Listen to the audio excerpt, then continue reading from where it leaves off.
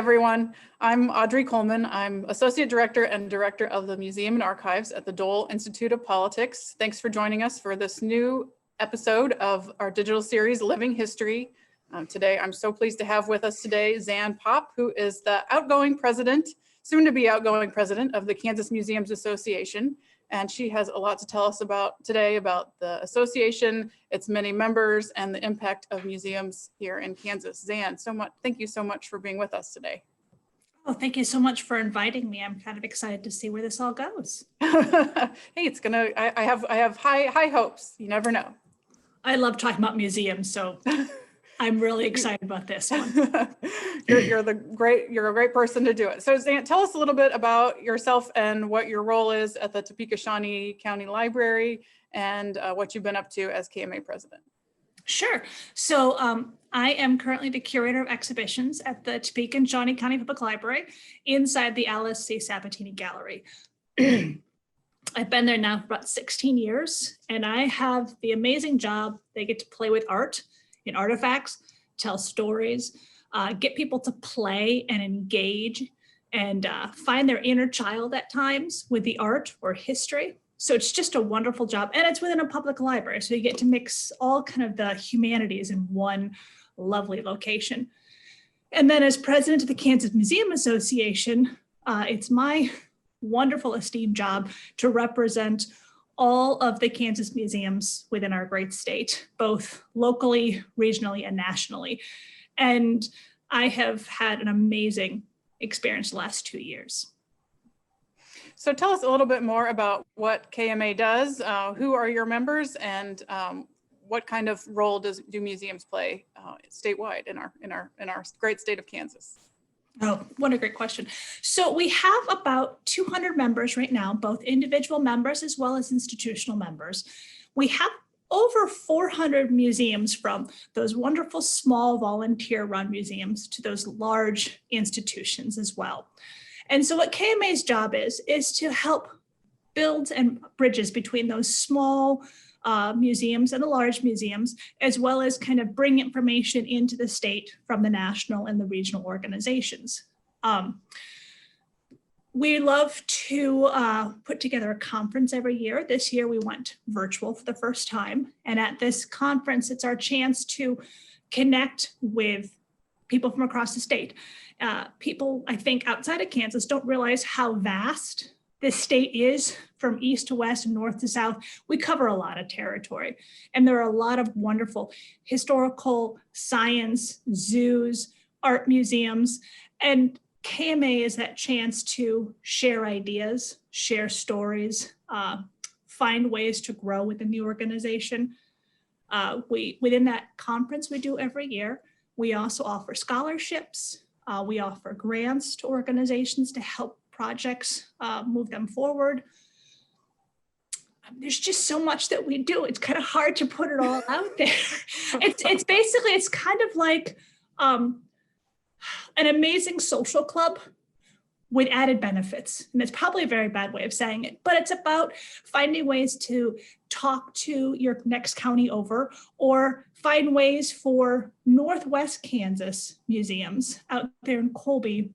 Got some really strong, wonderful museums, having ways to connect to Southeast Kansas down in Independence, finding ways for those museums to have a chance to actually talk to each other or share ideas, to take places like the Spencer, which is a wonderful flagship in the state where it comes to art museums, and have their expertise shared throughout the state at conferences, or just if people have questions about how to put an exhibit together, what to do with their board, how to take care of that collection, what to do during COVID-19, which we're all kind of discovering on our own. So there's a lot of options there. The Kansas Museum Association is there to kind of help bring us all together, to help us make those connections. Mm-hmm.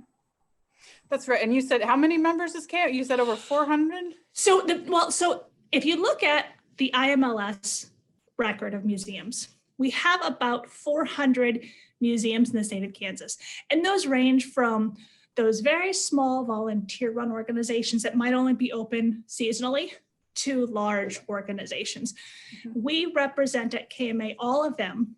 However, we only have probably about 200 between individual members and institutional members.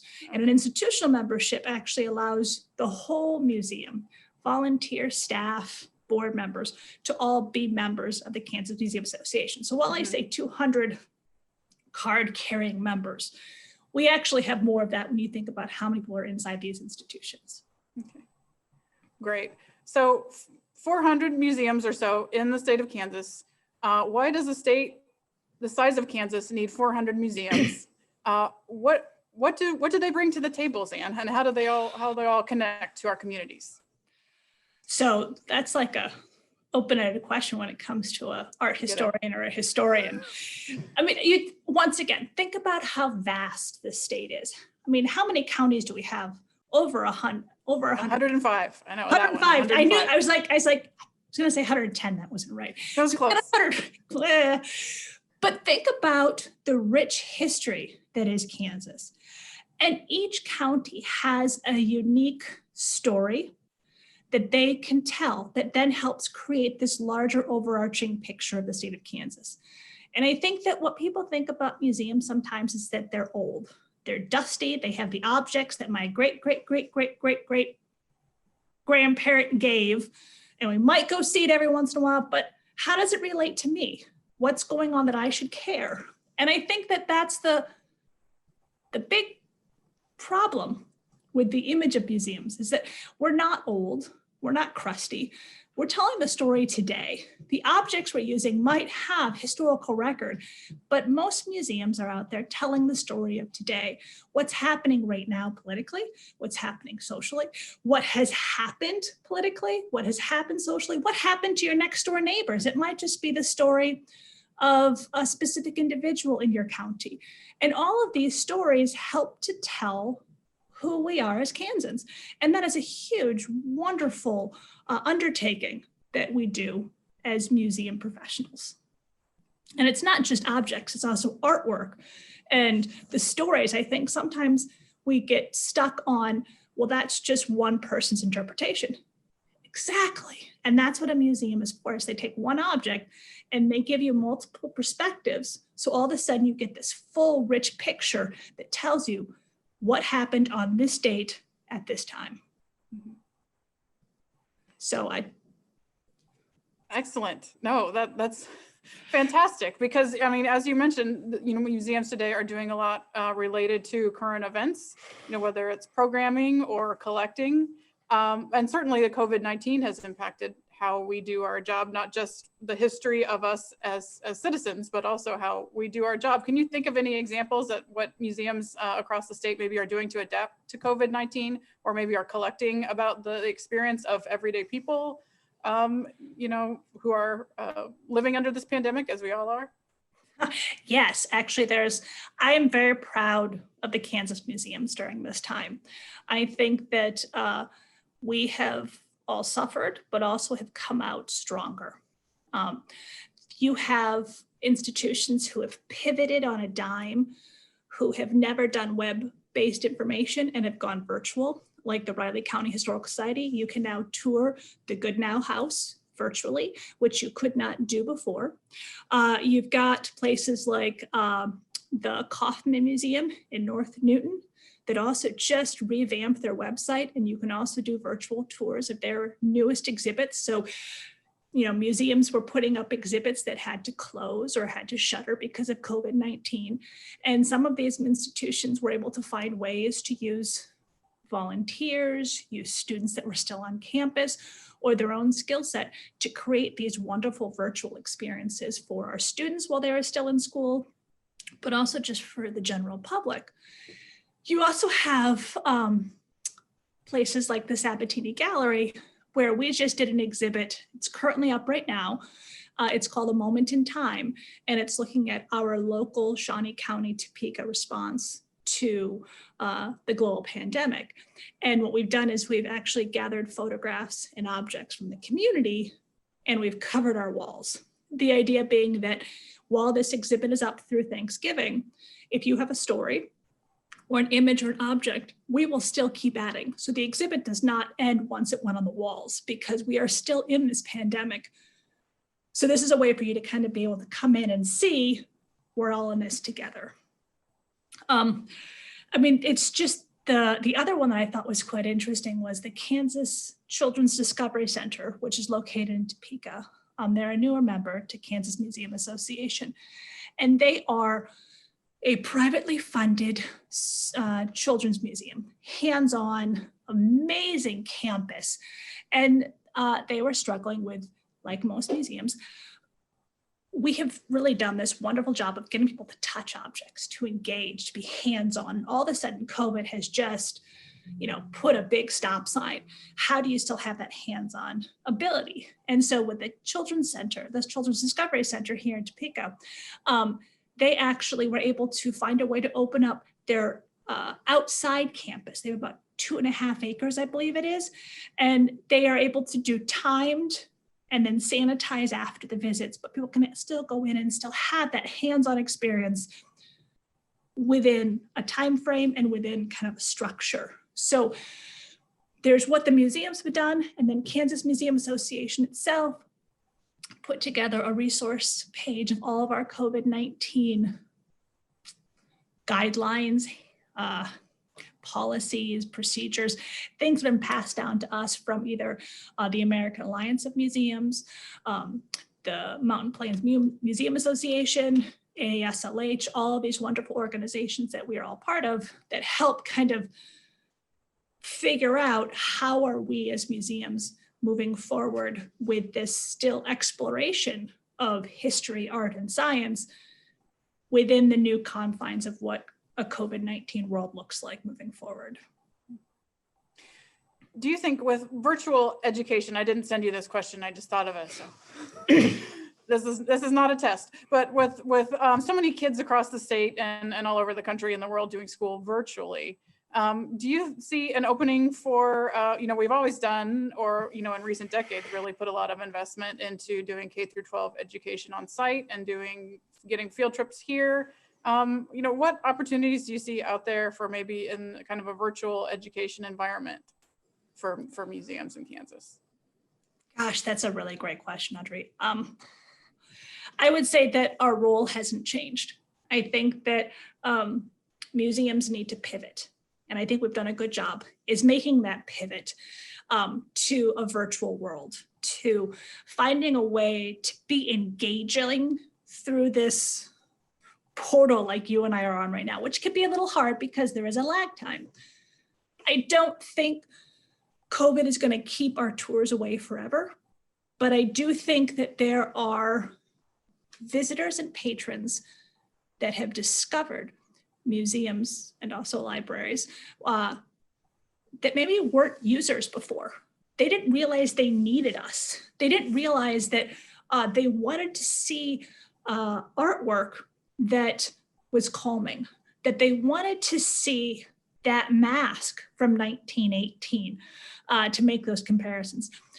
They didn't realize that they could download an interview with an artist that you normally would only hear in a museum, or that you could download a book or a video.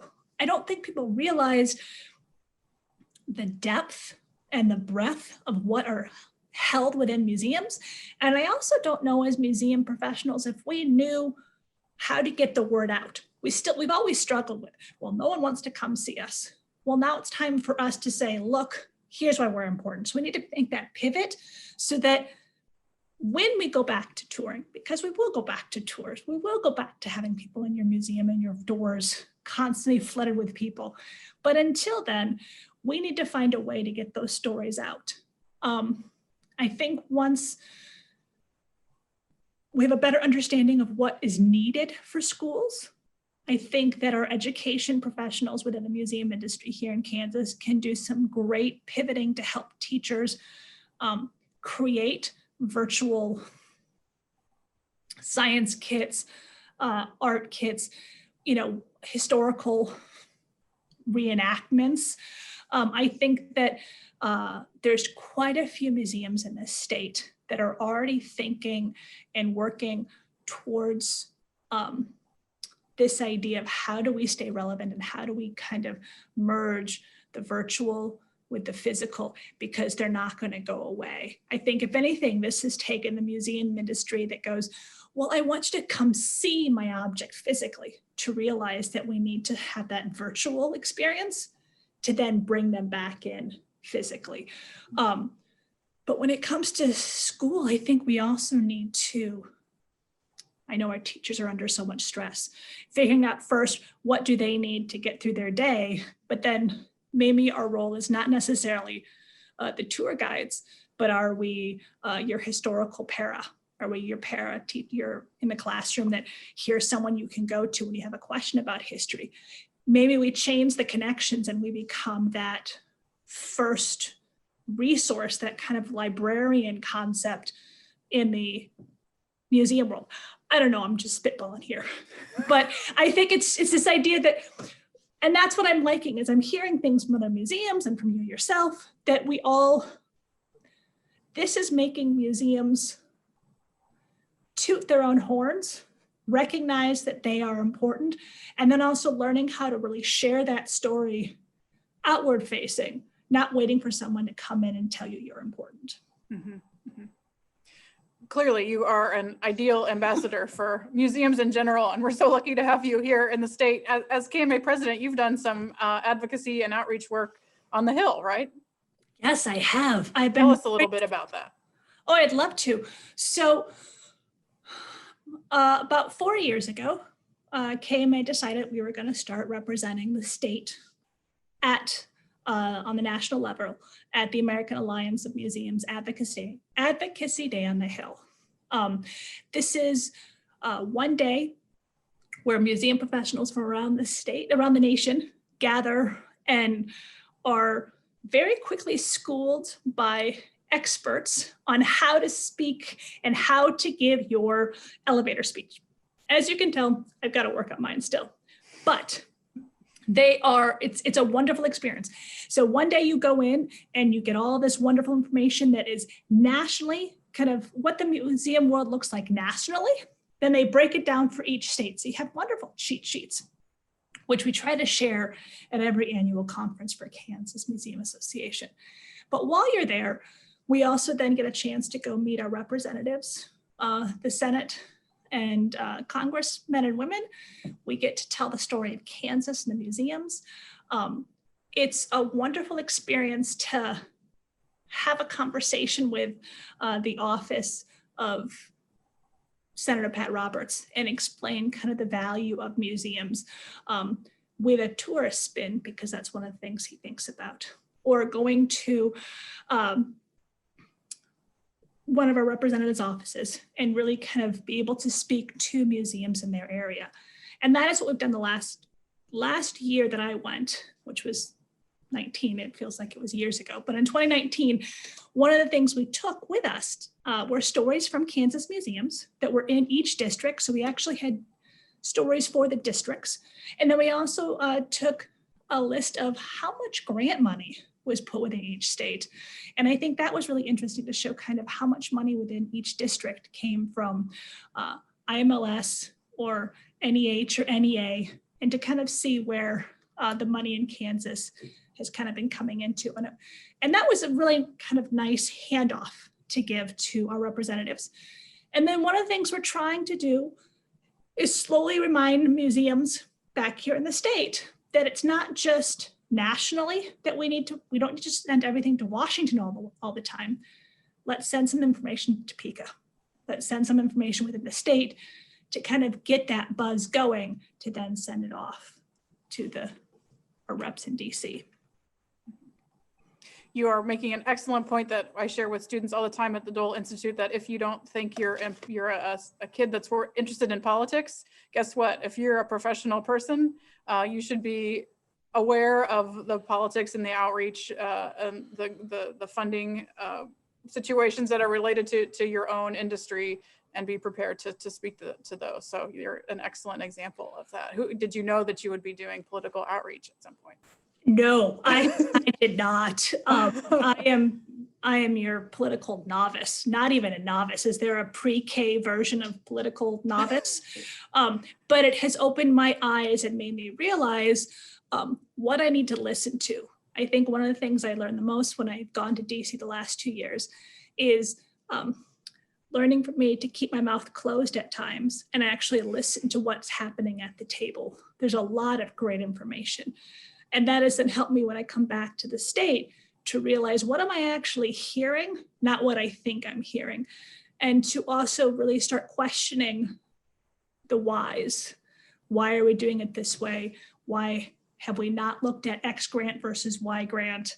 I think it's made me start to realize that I myself take a lot advantage of what's being out there. And so learning how to stop and actually listen and then take in the information. So I think if you're helping your students learn that now, I should have been in your class. Zan, it has been so wonderful to talk with you today. Thanks so much for agreeing to be interviewed and tell us more about KMA and what's going on in museums in Kansas. Oh, thank you for having me. And hopefully if anybody has questions about KMA, they can find us online, or they're welcome to reach out to me and I will direct them in any way I can. But thank you so much for letting me come on today. Yeah, wonderful. And best wishes for a good conference. Thank you so much. It's virtual this year, so hopefully we'll see more of our state membership. Thanks again, Zan, and thank you to all of you who've been watching us today on this episode, this installment of our digital series, Living History. We'll see you again virtually at the Digital Dole Institute very soon. Take care.